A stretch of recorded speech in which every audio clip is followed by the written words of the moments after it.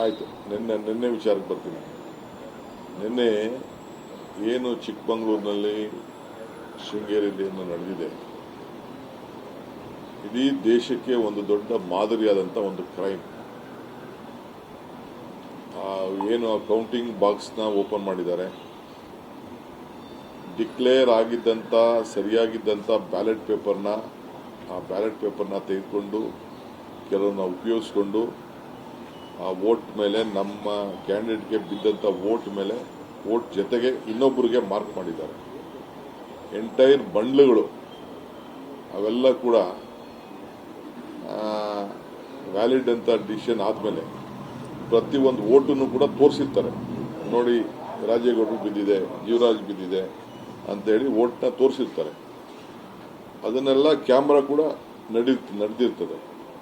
ಅದೆಲ್ಲ ಬಂಡ್ಲ್ ಆದಮೇಲೆ, ಬಂಡ್ಲೆಲ್ಲ ಹಾಕಿ ಒಳಗಡೆ ಹಾಕಿದ್ಮೇಲೆ ತಿರ್ಗಾ ಟ್ಯಾಂಪರ್ ಮಾಡಿ ಅದನ್ನ ಎತ್ಕೊಂಡು ಆ ಕಂಪ್ಲೀಟ್ ಎಷ್ಟು ವೋಟ್ ಇದೆ ಅಷ್ಟಕ್ಕೂ ಕೂಡ ಒಂದೊಂದು ವೋಟ್ನ ಆ್ಯಡ್ ಮಾಡಿಬಿಟ್ಟು ಒಂದೊಂದು ಇದನ್ನ ಮಾರ್ಕ್ ಮಾಡಿಬಿಟ್ಟು ಅದನ್ನ ಇನ್ವ್ಯಾಲಿಡ್ ತರ ಮಾಡಿದ್ದಾರೆ.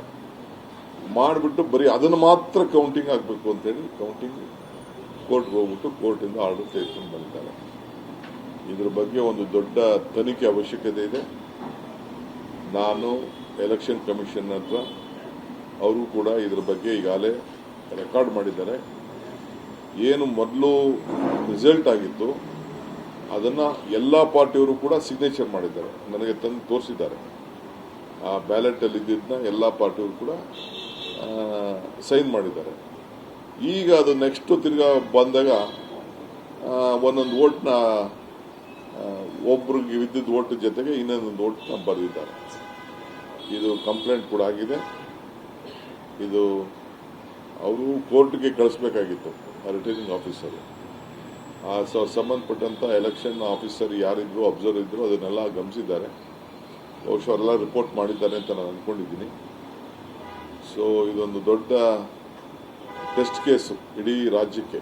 ಹಿಂದೆ ಯಾವುದೋ ಕೋಆಪರೇಟಿವ್ ಎಲೆಕ್ಷನ್ ಅಲ್ಲಿ ಒಬ್ಬ ಲೀಡರು, ಹೆಸರು ಹೇಳೋದು ಬೇಡ, ಒಂದು ಬ್ಯಾಲೆಟ್ ಪೇಪರ್ನ ನುಗ್ಬಿಟ್ಟಿದ್ದ. ನನಗೆ ನೆನಪಿದೆ, ಒಂದು ಬ್ಯಾಲೆಟ್ನ ಯಾವುದೋ